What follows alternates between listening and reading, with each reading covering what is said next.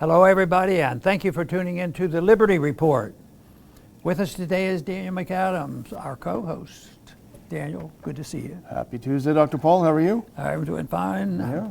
Trying to get psyched up for our very important meeting and get together with our supporters. I know. Coming up pretty soon. I'm leaving today, hitting the road. And you're flying American Airlines or where, United or which one? I'm flying Kia Van Airlines. That's across why the country. you needed an extra day. Exactly. It takes you a day and a half for the drive. Well, more than that. It's 23 hours of driving, so I'm not going to do it solid. Otherwise, that'd be problem. I used to love that, driving, but I don't as much. And you're probably in the middle. I like it. I like seeing the country. It's an interesting country. Okay, we're going to start off today with a subject we've talked a lot about. I can't believe it. And it's all about the same theme. There's a confrontation going on. And of course, there's military confrontations between our governments and other governments with China and Russia and Ukraine and all this. But this is a confrontation, with the military-industrial complex and how that works, and the hawks in Congress. So the headline today in Politico of all places. Yeah. There's every once in a while something pops up on the progressive sides out of memory. They're against corporate welfare and all this stuff. But anyway, the headline on Politico is Biden administration to ask Congress to approve $1.1 billion arms sales to Taiwan. Well, these are sales. I don't think they don't write a check exactly, but I'll tell you what. It's payoff to the corporations, a payoff to the military-industrial complex, and a lot of times it's export-import bank. That's something we haven't very often talked about. But they pay the bills, but we loan them the money, and it's not. As I recall studying that, there was a lot of not paying back those loans. Yeah. So it is. It's a tax on the people. And besides, it fits into our next topic, and we'll in a second talk about that, and that is, where are the weapons going? Yeah. Boy, we must be the most protected country in the world, but now they're suggesting maybe there's a shortage among all this expenditures.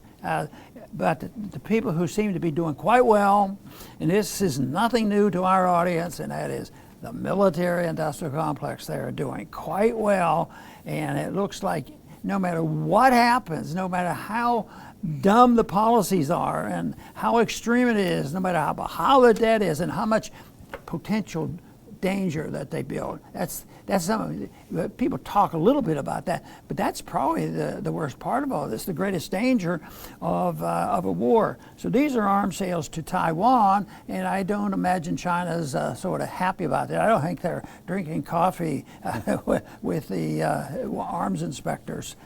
So this is. This, I don't think for a minute this wouldn't pass, because there's going to be a strong coalition, even though the Republicans and the Democrats really hate each other. Yeah. They'll get together. The approval will come. We'll probably hear about that within a week or so. Yeah, let's put up that first clip, because we saw it, Politico, of course, but it's via antiwar.com that we saw it today.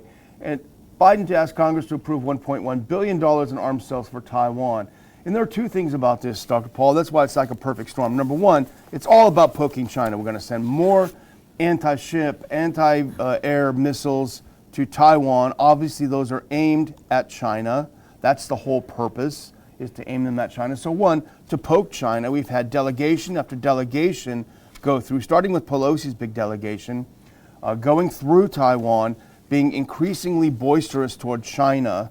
And now we're going to sell them weapons. So one, poke China, make China our enemy, push China into the arms of Russia, which we've done a good job. And number two is propping up the military-industrial complex, because this money is not a sale from the United States. It's a sale from Lockheed Martin and Raytheon, et cetera, et cetera. So it's all about, and I remember you've talked about this when we were in the congressional office, when you opposed these arms sales, because basically you socialize all the costs. All the R&D is on the back of the American workers. All of the bribing, all of the lobbying, everything, like all the costs of producing these weapons are borne by American citizens, but all the profits are reaped by the corporate entities, the military-industrial complex, the Beltway bandits. So it's really the worst kind of corporatism. There's another word for it, the F word, but I won't use the F word on this show, but it is a corporatism. But one would say, well, we draw up contracts with these companies, and they have to live by these contracts and spend so much money, or they can get into trouble. Yeah, they do that all the time. And then there's this thing called cost overruns. I don't know how many weapon systems, it's been an interesting project. How many times did we build a major weapon system without going over the original agreement and original cost? They're always overrunning. Think of the airplanes and submarines and aircraft carriers. They never built any of that within the original budget. And of course, realistic, they also build into it. They might put into the contract, oh, we'll take care of the cost overruns, and then they create the inflation, and all of a sudden, they adjust it. It's a racket. Yeah, Don't tell anybody I said that. It's a racket. Well, let's put up this next one. This is a very lively commentator. Hu Shijin is a journalist in China who's always very colorful and very to the point. He makes a great point here. And this is underneath the announcement, the tweet that we're going to sell $1.1 billion to Taiwan. Shijin says, when it comes to the Taiwan question, the U.S. president is very much like the sales manager of a big arms dealer. He could say that not just about Biden, but about his predecessor, etc. The one thing about this, and I mentioned it earlier, Dr. Paul, is that these congressional delegations go over to Taiwan and become increasingly confrontational. There was even a member of Congress standing on Taiwanese soil saying Taiwan is an independent country. Now, you and I might scoff, say you can say whatever you want. You can say, I'm a potato or whatever. But the fact is that these words have meaning there, as if some foreigner would go to California with a lot of guns and saying that California is Mexico. But the question is, she may say that, this member of Congress, but what's the end game? What's the goal? What is the benefit to the United States of her going there and poking China, irritating China, making China angry by saying that Taiwan is an independent country? These people are not patriotic. They are undermining our security for zero benefit. Right. If we had a visit there which was diplomatic and had nothing to do with this strategy and the potential wars that might evolve, but under a more mild situation, and you don't want to say dumb things like that, I don't know why they would be offended by saying, well, maybe the problems you can have could be solved by self-determination. That means each side can work it out or something. And that at least would soften it. But to come up with this, and here it was like they didn't understand what the policy really was. But that's hard to believe. Maybe one or two, maybe one or two at the top level didn't know what it was. But they had sort of had an agreement that yes, there would be a two-party system, but we weren't going to go to war over it. Now it looks like somebody wants to go to war over it. But they may not know, Dr. Paul, because I remember your famous story about a very, very prominent member of Congress saying to you, you mean we're not on the gold standard anymore? And I won't say this person's name, but this congressperson is now even higher than she was before. But the other issue about this, Dr. Paul, and let's put on this next clip from Zero Hedge, is the issue of moral hazard. Because we prop up Taiwan with weapons, we wink, implicitly give them support, we say they're an independent country, it emboldens them to do things they wouldn't normally do, which in turn threatens to draw us into their fight, which is not our fight. And here's something that came out on Hedge today. U.S. stocks sink after Taiwan fires at China drone. So the Taiwanese Defense Ministry fired at a Chinese drone. You might say big deal, but they feel emboldened, I think, by this implicit U.S. backing. And then again, you see, and here's the journalist again, Hu Shijin, let's put this one on if you can, issuing a warning to Taiwan to stop shooting at their drones. He says, I advise the Taiwan troops not to shoot blindly. It's better to throw stones. If you shoot a drone that ordinary people play with, then that's that. But if you shoot the PLA's drones, you may trigger a war. So a warning, an escalation, for what real purpose? We shouldn't be emboldening Taiwan. We shouldn't be involved at all, but we certainly shouldn't be emboldening them with the implicit idea that we're going to come to your aid, because we're not. We're not going to fight China. We're not going to go to nuclear war with China over Taiwan. We should just say it. Just like Ukraine was not going to be in NATO. Just say the obvious. while I was in high school that I first became aware of foreign policy and all, because one of our teachers was redrafted. He had been in World War II, redrafted and sent over to Korea. Unfortunately, didn't come back. But Korea is interesting because I remember the debate. And I think one of the reasons why I knew what was in the news is I delivered newspapers, and they actually had headlines that gave me some information. Wow, those are the good and my old dad days. would listen to the radio. So well, it did get my attention. But I remember the back and forth discussion. When MacArthur went in there, he was bold, and he says, things were moving. They were about to be pushed off the peninsula, and MacArthur had success, and he was moving along, and he was about to take back all the territory. And when he did this, they said, well, but people were worried. They said, what if China gets involved? Oh no, they're not going to get involved because we're going to the Yalu River. Yeah. I guess what? We won't cross that, and we won't bomb them and all this stuff. But maybe somebody did drop a bomb. Maybe there was a false flag. But who knows? But so all this victory, they were about to. They'll all be home for Christmas. Yeah. And it was all a farce. And that was just the beginning of it. And we lost a lot of people there, and there's still, I think technically we're still at war there. I don't know whether the final peace has ever been signed, but it just seems so foolish. And now we're doing it again with the Chinese, with Taiwan, and it seems like the best thing for us, our national security, our finances, and for world peace, and not to have too many of these activities that are unpredictable, is for us to just stay neutral and stay out of there. Don't sell weapons to them, But what would we do about the military-industrial complex? Yeah. They're a powerful force. They're a force for good, and they will provide the weapons to defend us when the Chinese finally get too close for us. Well, speaking of the weapons to defend us, Dr. Paul, bad news. We don't have any more. Let's put on this next clip. This was a Wall Street Journal. It's been written about in other places. The Ukraine war is depleting U.S. ammunition stockpiles, sparking Pentagon concern. Now, the thing about this is there are so many angles to this, Dr. Paul, that are interesting. The first, just in terms of the numbers, well, there was about $40 billion authorized. I think about 13 of those have been appropriated to be spent on specific weapons for Ukraine. And what the claim is now that we have sent so much stuff over there that we're actually getting low ourselves. And on one hand, I mean, you can criticize this on any number of levels. You could say how dumb it is to send so much stuff over there to this war across the other side of the world to the point where we don't have enough. But the other point you can say is this really some kind of a cry from the military-industrial complex saying we have a chance to get some more money? Yeah, I remember even when a liberal Democrat was running in 1960, I believe it was, and a Democrat, and he wasn't supposed to be pro-war. Later on, he became, he was more pro-war than we thought. Of course, I'm talking about Kennedy. And his statement at the time, I heard it on the radio so much, is, there's a missile gap. There's a missile gap. And he ran on that constantly, and he totally neutralized the Republicans because he outdid it.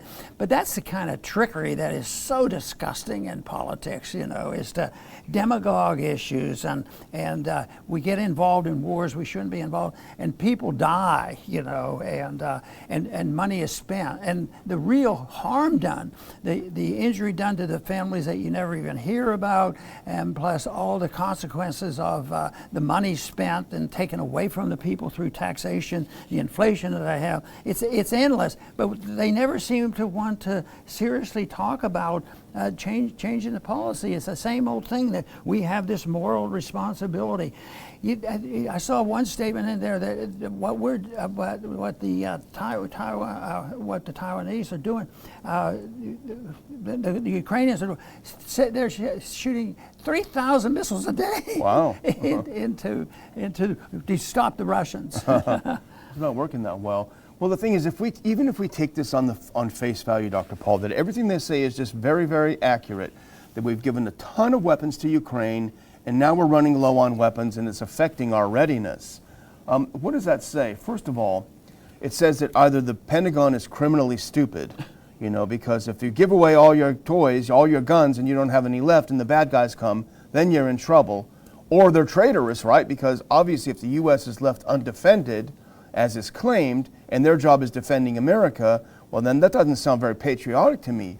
Or, the other thing is really an admission. This is where I would come down on the side of, this is an admission implicitly by the Pentagon and by the people in the military, defense, industrial complex, that there really aren't any threats to the United States. The job of the military is to protect the United States, the continental United States, and if they felt there was really a legitimate threat to our country, they wouldn't have given away all the weapons. So I think that's the real truth. They know there's no threat, so there's no downside. Give all the old ones out, let's buy some new ones, build a new mansion in McLean, everyone's going to be happy except us. I agree with you. We don't have an enemy that's about to march in, but we do have an enemy. There is a real threat. It's the people that's running our foreign policy, and that's not just one person. I mean, it's both parties and all the corporations, all the nonsense going on. That is what's threatening the people. So that's where the real tragedy is. So, in Afghanistan, they talked about weaponry. We left a lot in Afghanistan, and the Taliban has it. What are they? The second country now that has in weaponry. Yeah. But the weapons end up either being used against us, and I kept thinking that they probably are saving up these weapons. If we're running out, maybe if we offered to buy them back. There, that's an idea. We'll buy them back from you. They do that in the inner cities, right? We'll buy back your guns. Yeah. We could do that with Ukraine. We'll give them a gift card, Chili's or something, send us your missiles back. I think that's a great idea, weapons buyback from Ukraine. Everyone will be happy. Well, we're going to move on to our last little topic, Dr. Paul, and this is one a little closer to what you've been talking about. And you noticed this. This came out from the Daily Bell via Zero Hedge. I haven't seen anything from the Daily Bell in a while. It's nice to see them. They used to be a lot more prominent. But this is about the corporate media respects the science and wages jihad against natural medicine. I know this is near and dear to your heart. Yes, and this is systematic. They know what they're doing. And you'd think it was overkill. I even think that occasionally Fauci accidentally says things, oh no, they just quoted him from a different period of time. Yeah. Natural immunity is very, very good. But anyway, it's known. To be able to achieve what they did by canceling out the whole concept of natural immunity. I think, though, the truth is smoldering out there, and I think it's growing. But this article points out how systematically they advertised, just the stupidity of vitamin D. Yeah. And also how important the vaccinations were. But it just seems like the way the American people are reacting right now, the people are reacting more sensibly. It's just too bad that they were misled for so long these last several years. And so I think in some ways people are waking up. But it goes to show, though, the very first words I think came out of your mouth was the military-industrial complex, the profiteering. Yeah. There's still, as long as there's profits there, cost overruns and all the lying about the foreign policy and all the play on patriotism. You're not patriotic. You don't even care about the army. You keep wanting to send them to war. Yeah, then they come home alive. Yeah.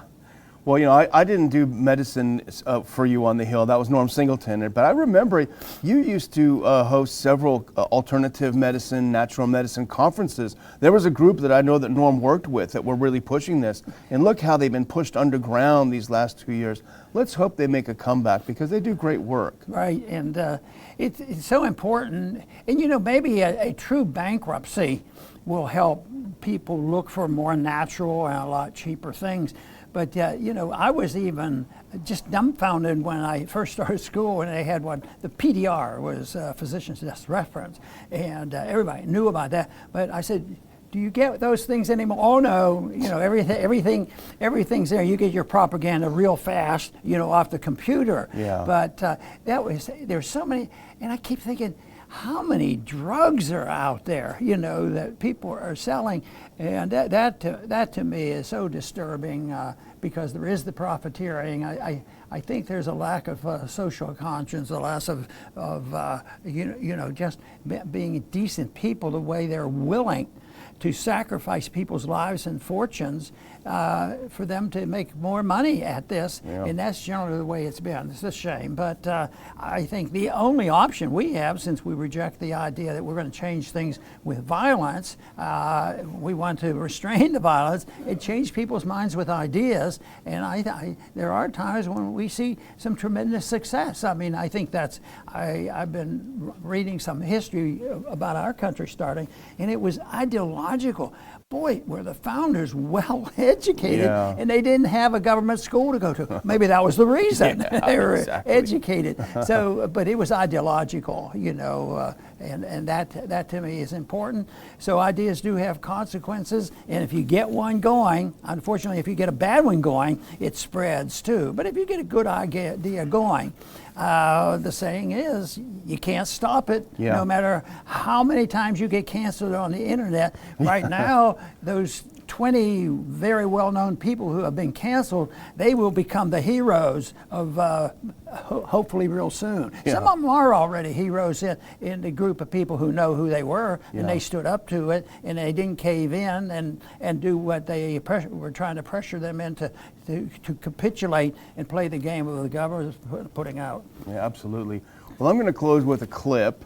A video clip, and it's somewhat unrelated, but I think it's interesting because going back to the Ukraine-Russia war, there's always this idea being pushed, especially in Washington. I think it's breaking down now a little bit. I think the truth is coming through, but that somehow this was an unprovoked war by Russia into Ukraine, unprovoked, out of the blue.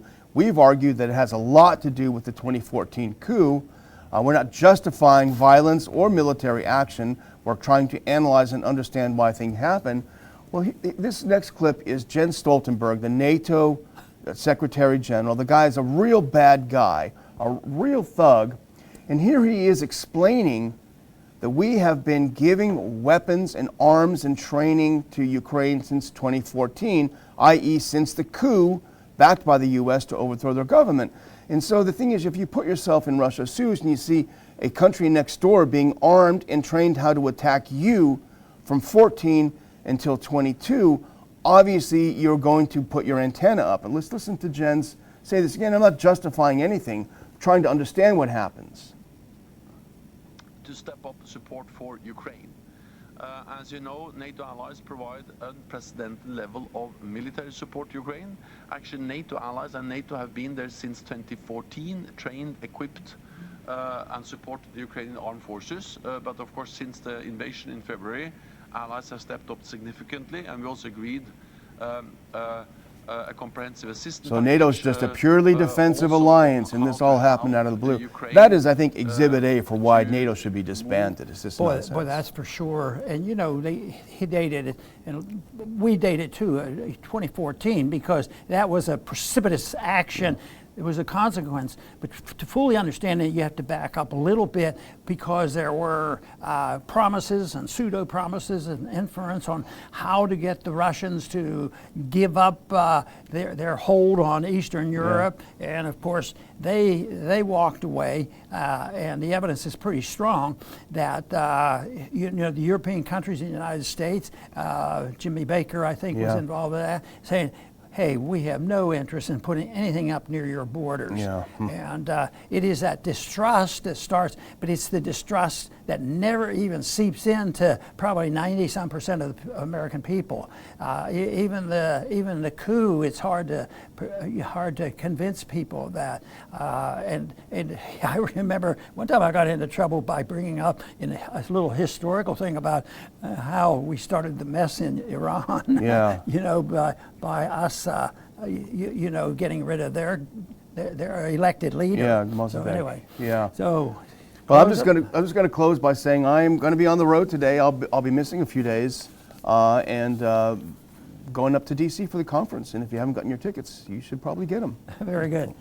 And I will be getting there, but I'm going to have Daniel do all the hard work. I mean, he has to go up there and get it organized. But I'm looking forward to it because we will see a lot of friends and new people too. And I'm always anxious to see if we get somebody that is just new into the issue and maybe still in high school and college. And we always get some, and we always get some people from foreign lands. You know, we're very open to that. But I think one of the things that we talked about today that we have to emphasize, and that is the combination of money and force and politics, and that is business people colluding with government. And it's been around for a long time. I can remember the very first time I ever heard about this is somebody told me once it was the businessman that participated in some of the money and equipment flowing to Hitler. Now, come on, that's over the top. Do you have evidence of that? Well, I'm not going to cite any evidence, but that whole thing about business people making money off war, it's been around for a long time. And sometimes it's separated, and it's just a unmentioned thing that they collude and participate and serve each other's interests. At other times, though, it gets too close and it becomes very fascistic, but it's very much in the case of corporatism, that is a mixture of corporations bending over, giving up what they believe in, hurting people for the sake of a buck. And yet Mises taught that if you get into that category, if you have interventionism and it keeps growing and growing, serving the interests of a few special groups, that it will lead to a system that can be classified as fascism. Unfortunately, today, the word fascism is being thrown around a lot, and most likely, the people who throw it around the most are probably the ones who are the most fascist.